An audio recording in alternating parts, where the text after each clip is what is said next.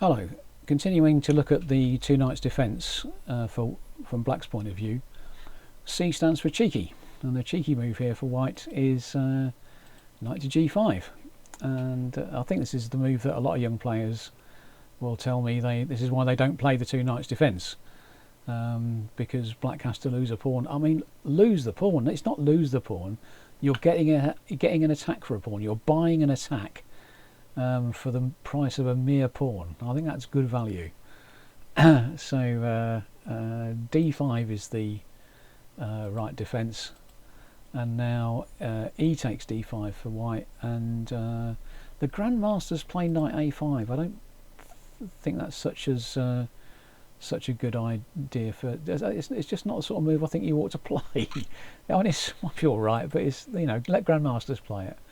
Knight takes d5 is very sensible, but it's not good.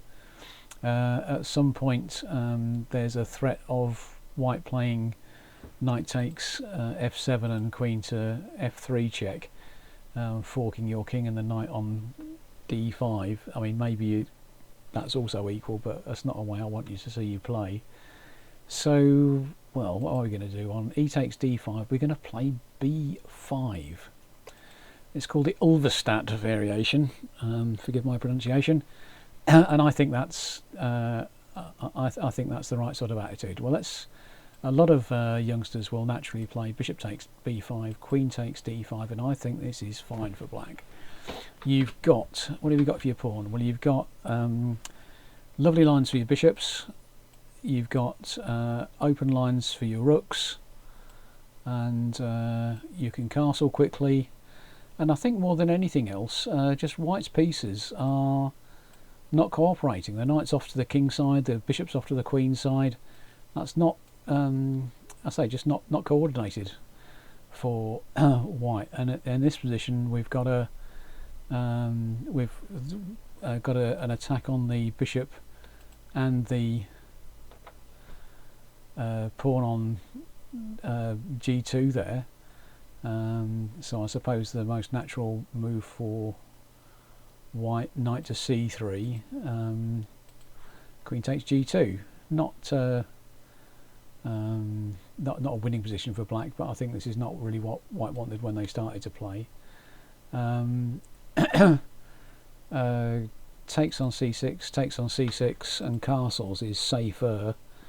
But you can also get castled, which I think is fine. Bishop b7 for Black, f3, I guess, and bishop c5 check, h6, and you can either play play e4 immediately, or prepare it by castling, and I think you've got a nice game there. If queen to f3 instead of castling, avoid the exchange of queens, and I think you've got an okay game. What else could White play? I guess on move 6 they could play takes the knight, takes the bishop, so now you've got two bishops, and if knight to c3, then well, lots of things look okay. Move a bishop out, play h6. I think those are all right for Black, and yeah, I think you're looking okay there. Oddly enough, the right move for White here, which I suspect none of your opponents will play, is bishop to f1. And Black's got a little bit of a problem getting sorted out.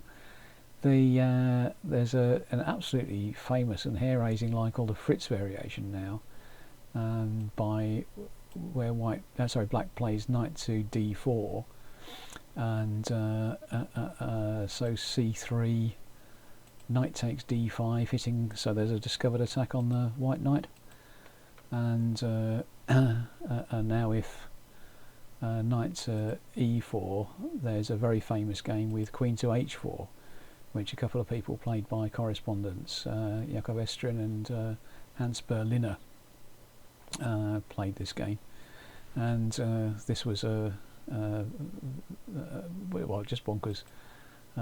Knight g3, bishop g4, f3, e4. What is going on?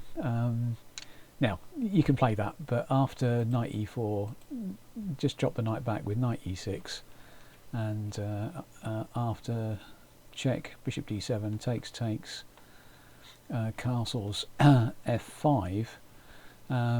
So you're still attacking, but you're not a piece down, and I think that's okay. White gets time to castle, but I think black's having more of the fun here. And I mean, yes, you're a pawn down, but that's think about it as buying some development with a pawn, buying an attack with a pawn.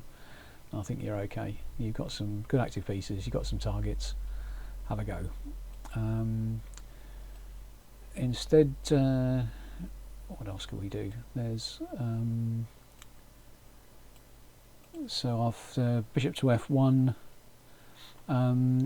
If all of that still doesn't appeal, there's a fairly safe line, I think, for black here. Play h6, avoids the Fritz variation, and now, well, lots of possibilities for white. I mean, I have seen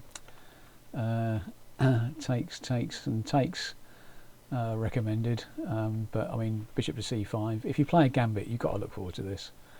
And off you go.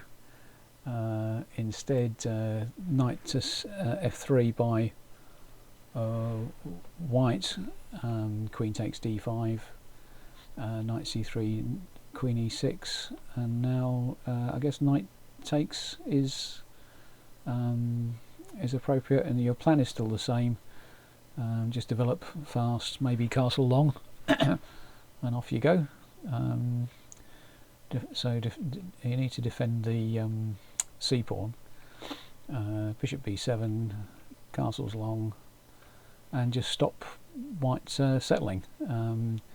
White wants to get sorted out, swap some pieces, win the end game, but don't let that happen. Get in their face and get organised. So instead of those variations, well, there's quite a lot of other choice on move 7-4 for white. Let's roll back a bit. What else could they play? I mean, knight takes knight. I mean, very curious position. It looks like a cat might have walked across the board or something. I don't know that we're going to get many of those. Instead, there's sometimes play knight to e6, just an uncommon choice to make a mess. Takes, and you just got to develop around those double pawns. I mean, they control a lot of squares. Knight takes b5. I mean, moves away, moves back, moves away. So queen takes d5, I think, is about forced. Knight c3 takes, queen up, takes, and bishop d7. I think, and again, black has fair chances in this position. I mean, you're not a pawn down, although you may become so, and I think you've got okay chances there.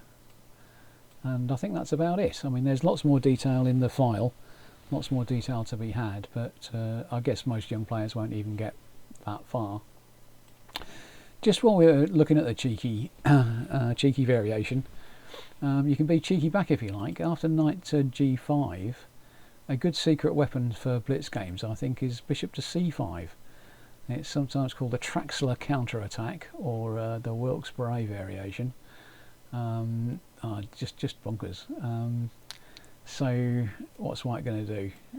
Knight takes f7, and now you hit them with bishop takes f2 check, and if king takes f2, knight takes e4 check, and whatever white does, say king e1, queen h4 check, and now g3 takes, rook f1 check, king up, checkmate. How about that? Now that's not all forced. After king takes f2 check, king should go to g1, but after Queen H4, you know, you've still got a good attack there. So and off you go.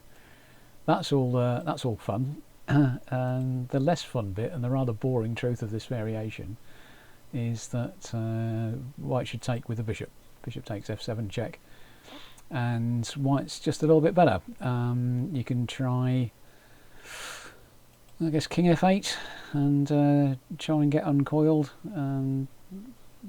Bishop b3, d5, and takes a knight d4. I suppose you're still going forwards. If you're insistent on trying to use the f file for your rook, you can play king e7. It's not in the way of the bishop, is it? And take it from there. But again, I think, you know, bishop to b3, rook f8. White's just a little bit better here.